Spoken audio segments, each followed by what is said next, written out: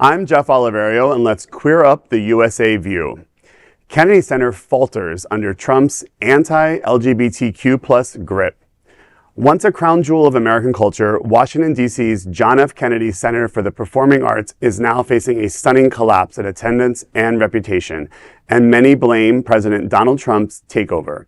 Since Trump appointed himself chair in February and tapped former Ambassador Richard Grenell, a gay MAGA loyalist, to lead operations, ticket sales have plummeted. According to the Washington Post, between September 3rd and October 19th, 43% of seats went unsold, compared to only 7% last year. Trump's decision to cancel drag shows and cut World Pride programming has drawn outrage from artists and queer advocates. Former President Michael Kaiser warned that weak ticket sales threaten future donations. Meanwhile, Trump boasts online that it's now the Kennedy Center. For now, the once bustling cultural hub stands half empty, a stark symbol of politics eclipsing the arts.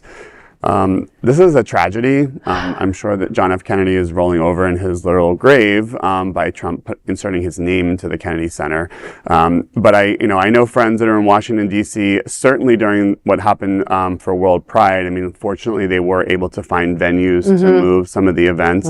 But, again, I have many friends in Washington, D.C. that, of course, it would be like the Adrian Arch Center or something here, like completely, being decimated for programming. It is a cultural icon in that community to have this venue that, has hosted, every amazing talent, for years and years and years, and to now be, going half empty. Yeah. And so many of, I believe it was the Hamilton tour, made the decision to skip it. Yeah. And it wasn't a fundraiser per se, but that was a tour that would have brought a lot of revenue to the Kennedy Center.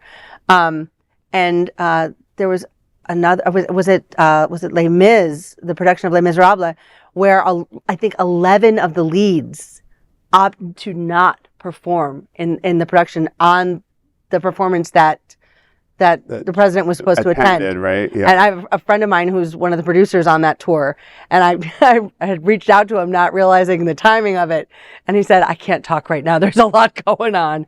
But I mean, but then on the other hand, there have been some comedians who have opted to keep their dates and speak their truth to power. So, it's a choice.